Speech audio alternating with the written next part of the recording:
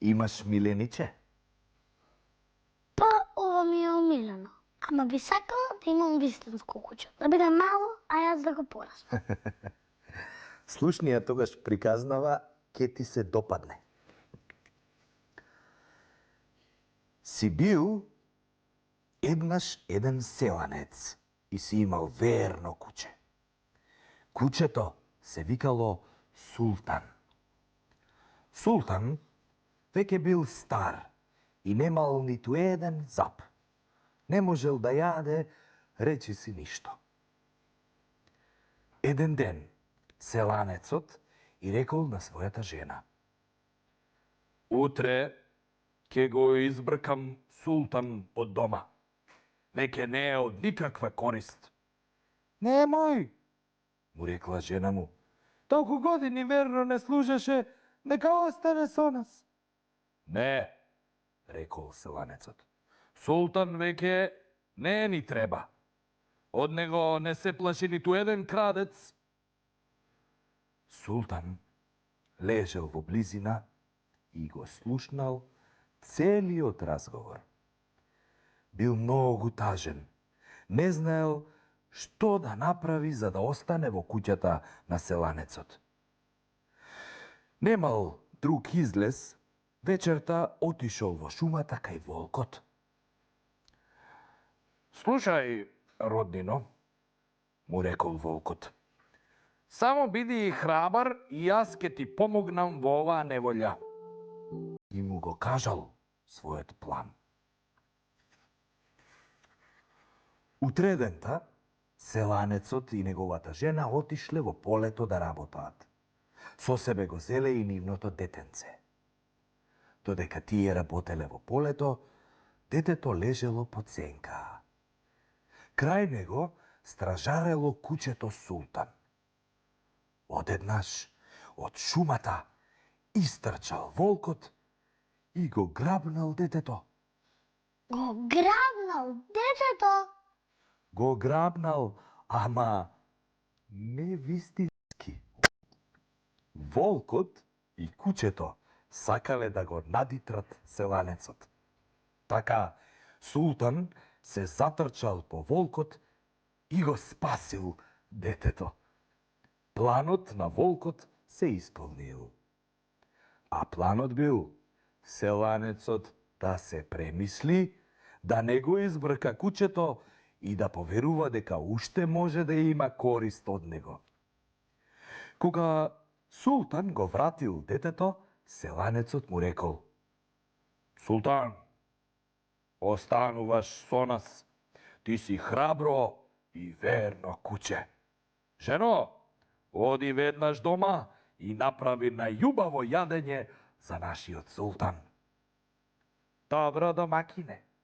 Јас ќе му ја дадам и мојата перница да му биде легло поубаво да спие, додала среќно жената. И потоа се било во ред.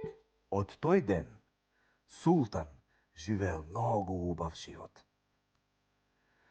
Но еден ден му дошол волкот на гости. Се надевам, роднино, рекол волкот, дека ќе замижиш на едното око кога ќе сакам на твојот стопан да му украдам некоја дебела овца. Нема шанси, рекол Султан. Јас сум уверен на својот господар и тоа нема да го дозволам. Волкот помислил дека Султан се шегува и вечерта дошол кај селанецот со намера да му украде некоја овца. Султан го предупредил селанецот и тој го пречекал волкот во заседа. Волкот едва и спасил жива глава, а додека бегал, му викнал на Султан: Ке видиш ти, неверен роднино, ке ти вратам за ова. Леле, страшна работа. Утредента волкот ја пратил дивата свиња кај Султан.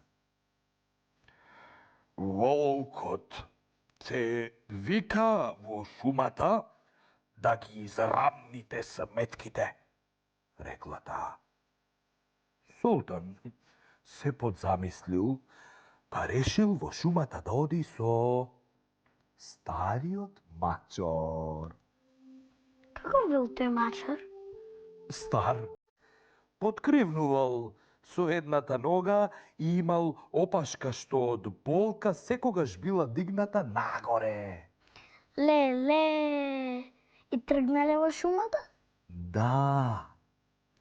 Волкот и дивата свиња стигнале пред нив во шумата, па оддалеку ги виделе Султан и мачорот како доаѓаат. Опашката на мачорот, така крената нагоре, им се присторила дека е сабија, а бидејќи мачорот подскокнувал на три нозе, помислиле дека собира камења. Волкот и дивата свиња се исплашиле и помислиле дека кучето Султан и стариот мачор се опасен противник. Дивата свиња се скрила во грмушката, а волкот се качил на дрвото.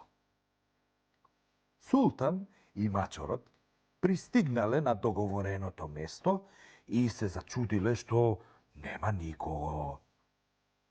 Од грмушката дзирнале ушите на дивата свиња, па мачорот помислил дека е некој глушец и ја гризнал свињата за увото.